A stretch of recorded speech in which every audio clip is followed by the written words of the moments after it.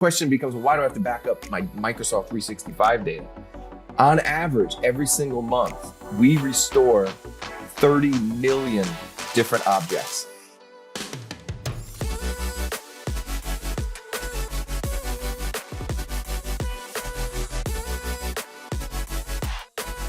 Tell me a little bit more. So you said two different data centers that you're backing up to, and they're geographically disparate. Is that correct? Yep. So there's one in Pennsylvania and there's one in Utah.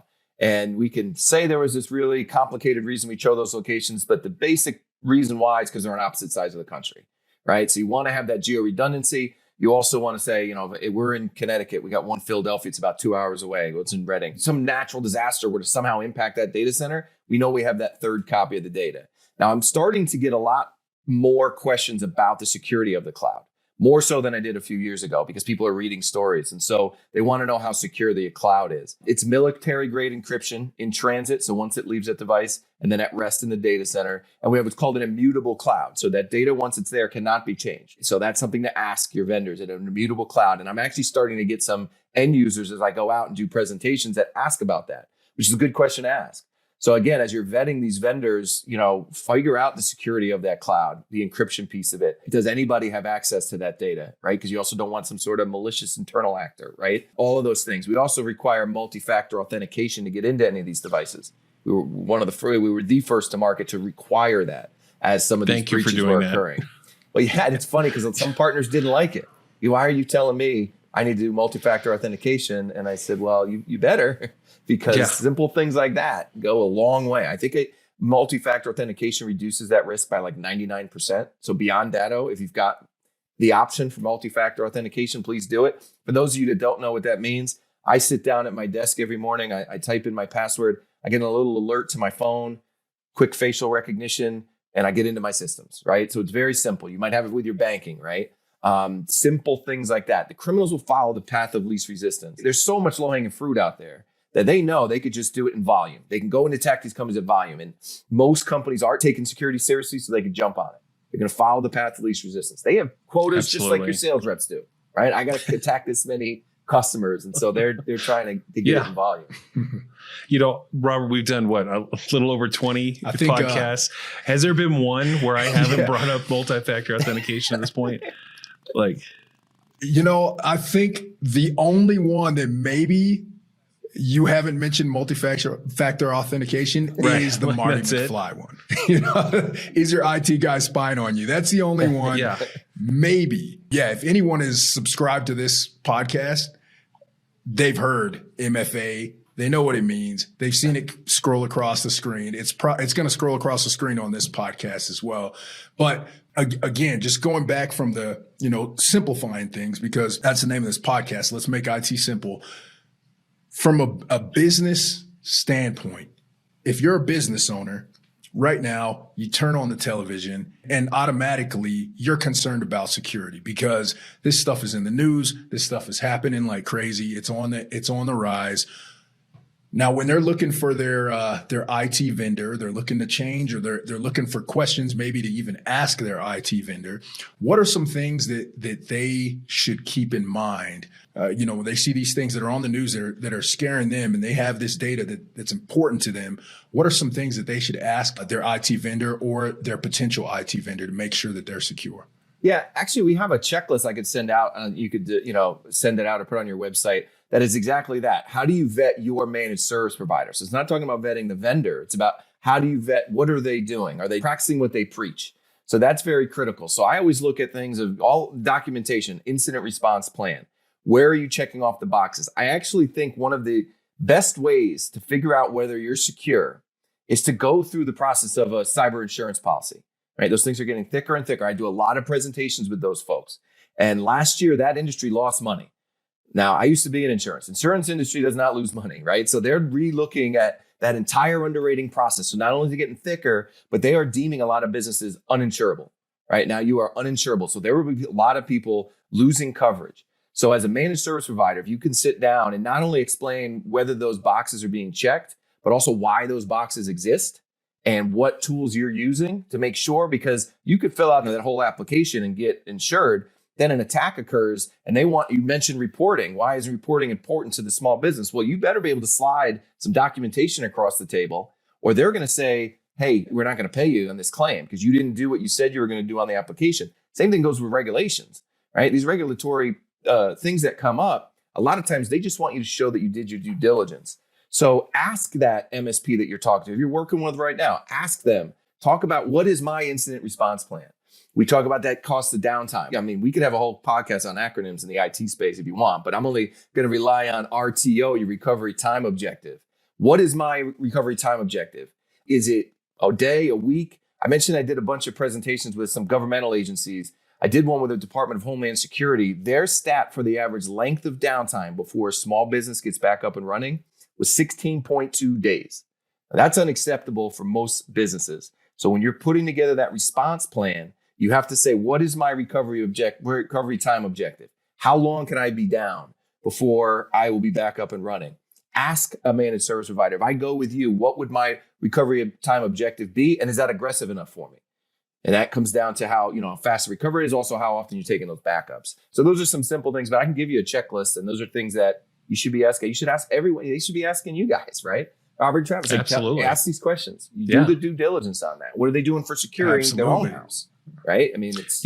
we say that all the time, which is be more curious, right? I was actually recently talking to a potential client, and they were looking at switching providers. And I said, here's some questions you should ask your current provider. And you should feel comfortable asking your provider for this information. We've actually done a whole episode on that, which is, one of the ways to vet your vendors to see if they can answer the questions quickly. Right? That's a big thing. Not just accurately and quickly. Can they actually turn the data around within a couple hours or 24 hours?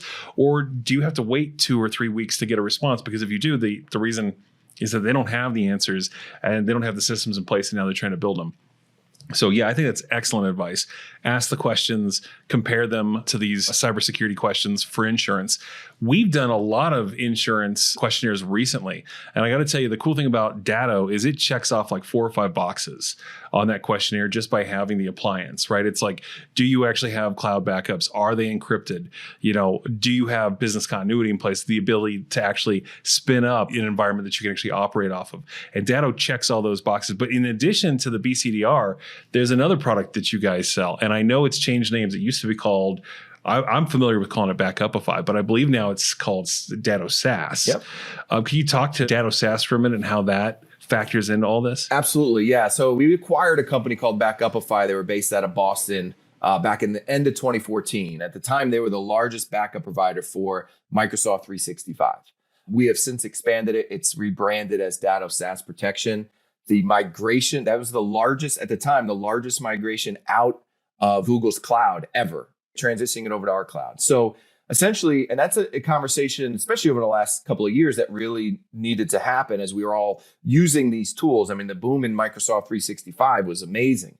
And so what this tool does is it backs up everything, not just your email addresses, but your SharePoints and all the rest, your teams, so that wherever critical data lives, it needs to be backed up, it needs to be protected. I did a presentation earlier this week. I've been traveled too much. I get my head all spun up. But where we had a stat that and the question becomes, well, why do I have to back up my Microsoft 365 data? On average, every single month, we restore 30 million different objects from Microsoft. So if you think you don't need it, go open up your SLA, go open up your user agreement. They all have what's called the shared responsibility model. Right. So they're going to protect the integrity of their cloud. These criminals aren't going and brute forcing their way into Microsoft Azure. Right. But they are relying upon that user error. And if you go and open the door and let them in and they go encrypt your domain or whatever that is, that's not Microsoft's fault.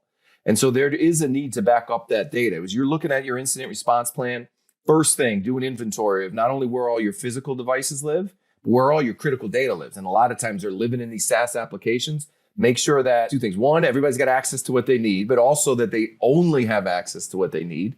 You probably see people just carte blanche. Everybody gets admin access, right? Everybody's an admin, right? So that needs, do they only have access to what they need?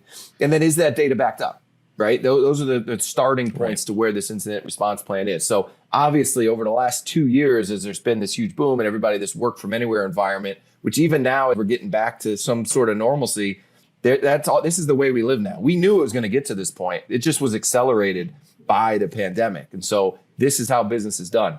We all know there's critical business data there. It needs to be backed up. And that's where this is a good fit. Absolutely. So you're saying if I don't have a server and I got everything in the cloud, I still need backups. It's not covered just by going to the cloud. And Microsoft will tell you that directly. I've done joint webinars with them. I've done panels up in their Burlington, Massachusetts office, and they are very open to an audience to talk about the shared responsibility model and to talk about the fact that they don't want to be in the backup industry, right? They're encouraging that third-party backup solution. Sure. We've seen a lot of customers lately go serverless. That's actually been coming up more and more and more because of the pandemic specifically. We're using Microsoft Intune. We're using Azure AD and then Office 365, right? So they've got all their files now in Teams and in SharePoint, and everything else that's not there is either in OneDrive or hanging out in their Outlook.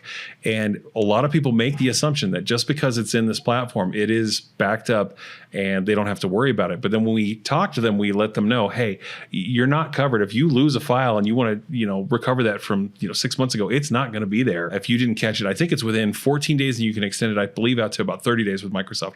That's it. So anything beyond that, you need to have some sort of service in place to be able to recover that data. So it's been something that a lot of our customers have adopted as a result of having that conversation. But I think it's important that people who watch this realize, they learn, that's not, you're not covered. It's not there as you make that transition. Which that actually sounds like a great subject for a future podcast, which a lot of those have come up in this podcast.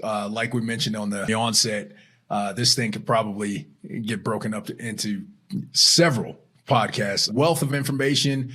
Really appreciate everything that you've brought here today, Mike. Obviously very knowledgeable, and also just making it understandable for those businesses who are making those decisions right now. So as we always do, though, we're gonna make it hard for you and make it simple for everyone else.